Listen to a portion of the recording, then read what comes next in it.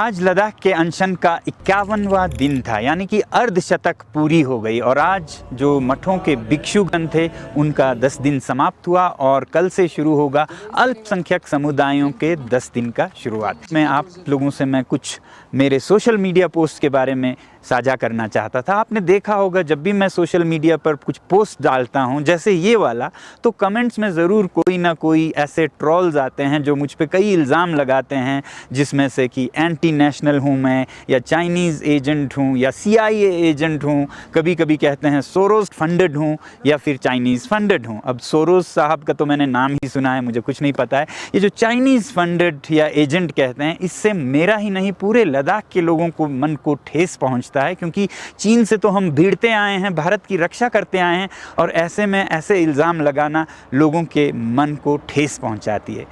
और एक जो इल्ज़ाम लगाया जाता है, मैं आज उसके बारे में बताना चाहूँगा। कई जगह पे मैंने ये देखा है कि आप डैन चर्चेड से फ़ंड लेते हैं। अब ये डैन चर्चेड आप लोगों को तो समझ भी नहीं आएगा।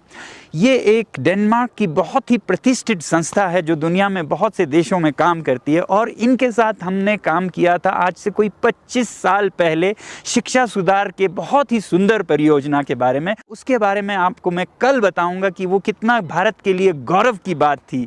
मगर आज ये बताऊं कि ये 25 साल पुरानी बात जो कि नीचे फाइलों में दबी है, वो या तो सिर्फ हमारे संस्था के फाइलों में है दबी हुई, या फिर गृह मंत्रालय की, क्योंकि गृह मंत्रालय को एक NGO होने के नाते हम हर साल रिपोर्ट भेजते रहते हैं। अब ताज्जुब की बात यह है कि जो 25 साल पुरानी फाइलों में है, हमारी तो हो नहीं सकती है, तो गृह मंत्रालय के फाइलों में है।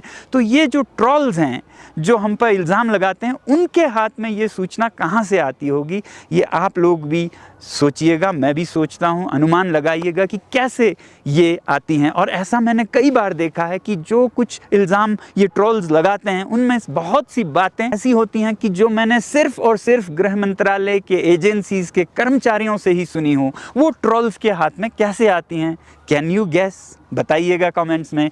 धन्यवाद आज के लिए। जय हिंद। तो आपने सुना सोनम वांगचुक को, कैसे वह कह रहे हैं कि जो उनकी जो सीक्रेट बातें हैं जो सिर्फ गृह मंत्रालय को पता है, वह 2 टके के चुटिया पुटिया जो ट्रोल गैंग है जो ऑनलाइन फेसबुक, यूट्यूब या सोशल मीडिया जितने भी हैं वहाँ पे आके अपनी ट्रोलिंग करते रहते हैं, उन लोग कैसे बात पता चल जाती है। ये बात जरा बहुत ही गंभीर बात है कि जो गृह मंत्रालय की फाइलों में दबा हुआ है वह ट्रोल गैंग को कैसे पता चल जाता है। क्या ऐसा तो नहीं है जो ट्रोल गैंग है उनके पास कुछ ऐसा तकनीक हो या कुछ ऐसी पहुँच हो या जान पहचान ऐसी हो जहाँ से ये फाइलों की जो पर्सनल जानकारी है वह किसी भी व्यक्ति की निकाल के उसको ट्रोलिंग करना शुरू कर देते हैं। ये सोचने वाली बात है। और ये जो सोनम वांगचुक जी कह रहे हैं कि आखिर ऐसा करके उनको क्या मिलता है या फिर उनको ऐसा कहाँ से खबर मिल जाती है, तो सोनम वांगचुक जी आप जरा समझिए, उनका काम यही है, हमेशा ही यही है कि कोई भी अगर व्यक्ति अच्छा काम करता हो या सरकार के खिलाफ बोल रहा है तो उसको ट्रोलिंग किया जाए, झूठ पे झूठ बोला जाए। जैसे हिटलर करता था, बहुत बड़ा झूठ बोलता था और लोगों को बदनाम करता था, खासकर उनको जो उसके विरोधी थे। तो ये ट्रोल गैंग भी दोस्तों यही है। ऐसा नहीं है ट्रोल गैंग सिर्फ इन्हीं कह रहा है, जो भी सरकार के विरोध में खड़ा होता है या अपनी बात रखता है या सरकार के पक्ष में नहीं रखता है, ये ट्रोल गैंग जो खास करके जो हर एक जो IT सेल है, चाहे कोई भी आप कह सकते हैं जो बहुत बड़े IT सेल है जिन पे कम से कम कुछ 10,000 कर्मचारी लगे हुए हैं, इस बात सबको पता है कि IT सेल किसका है, बहुत बड़ा IT सेल है, वह किसी को भी ट्रोलिंग करना शुरू कर देता है और एक झूठ को सच साबित करने के लिए पूरी कोशिश करता है। तो आप देखिए ये कहाँ तक जा चुका है और ये कहाँ तक और गिरेंगे और कितने लोग और बदनाम करने की कोशिश करेंगे।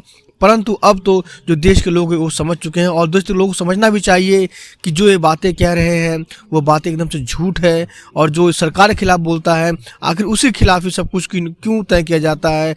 चाहे उसके जो रैली रद्द कर दी जाती है, उसको जेल में डाल दिया जाता है, या उसके खिलाफ ट्रोलिंग करनी शुरू कर दी जाती है, सिर्फ उसी व्यक्ति के खिलाफ जो सरकार के खिलाफ बोलता है। दोस्तों ये आप तय करिएगा और आप जरा सोचिएगा आखिर ऐसा क्यों होता है और क्यों किया जाता है। ये आप जानते हैं क्यों किया जाता है, ये आपको अच्छे से पता है। बहरहाल दोस्तों, आप देख रहे थे भारत सवेरा। आपका समय शुभ हो। जय हिंद, जय भारत।